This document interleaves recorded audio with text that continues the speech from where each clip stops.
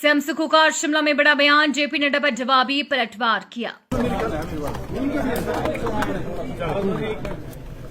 अभी क्या करना तुमने?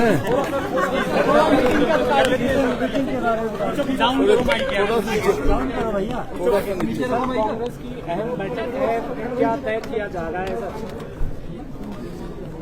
जो भी भारतीय जनता पार्टी भ्रामक और झूठा प्रचार करती है उसका आने वाले समय में किस तरह तथ्यों के साथ, सत्यता के साथ, ताकि जो झूठा प्रचार वो करने का जनता के बीच में जो प्रयास करती है और जनता को इस मामले में जागरूक करवाया जाए, इस संदर्भ में हमारी ये बैठक होने जा रही है।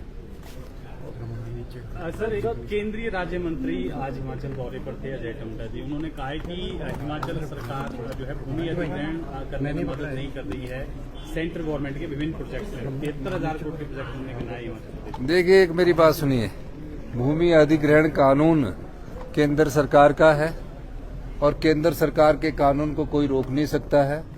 अगर मंत्री जी आए हैं तो उन्हें पूरी जानकारी लेनी चाहिए। जो भी भू अधिग्रहण के रेलवे के प्रोजेक्ट्स है उनका कार्य चला हुआ है। नेशनल हाईवे का जो भू अधिग्रहण है वो चला हुआ है।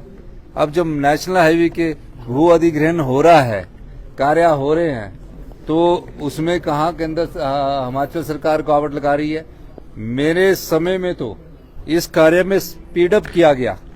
जयराम ठाकुर जी के समय 1800 करोड़ रुपया शिमला मटौर 4 लेनिंग का, नालागढ़ से लेकर पिंजौर के 4 लेनिंग का और पठानकोट से मंडी के 4 लेनिंग के 1800 करोड़ रुपया ट्रेजरी में पड़े रहे थे 3 साल तक। आप नितिन गडकरी जी से पूछना, 3 महीने के अंदर मैंने सारा काम स्पीड अप करवाया। तो इस प्रकार ये जो भ्रामक और झूठा प्रचार करने की स्वभाव बन चुका है, उस स्वभाव को भारतीय जनता पार्टी के जो ये झूठ बोलना है उसका जवाब हमारी सरकार और हमारी पार्टी किस तरह देगी, इस संदर्भ में इस बैठक का आयोजन किया जा रहा है।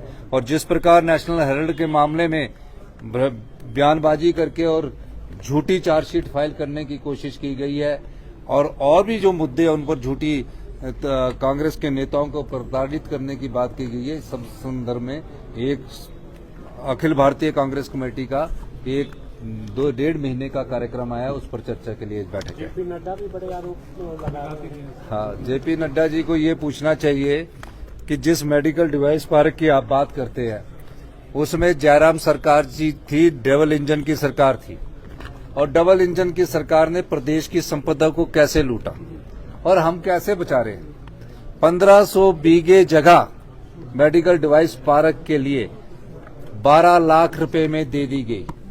यानी कि जो मेडिकल डिवाइस पार्क 300 एकड़ 3000 करनाल 1500 बीघे में बनना था, उसमें ये कंडीशन थी कि जो उद्योगपति आएंगे उन्हें 1 रुपये स्क्वायर मीटर के हिसाब से जगह दी जाएगी।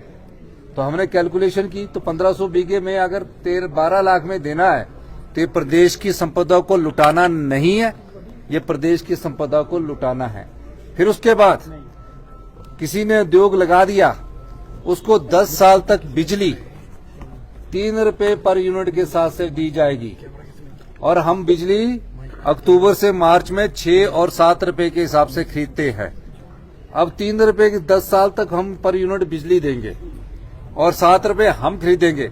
ये कहाँ का जस्टिफाई मेडिकल डिवाइस पार्क है? उसके अलावा जो पानी है उसमें 10 साल तक कोई बिल नहीं लेंगे और जो उनके गोदाम बनाने हैं वो हिमाचल प्रदेश की सरकार बनाएगी।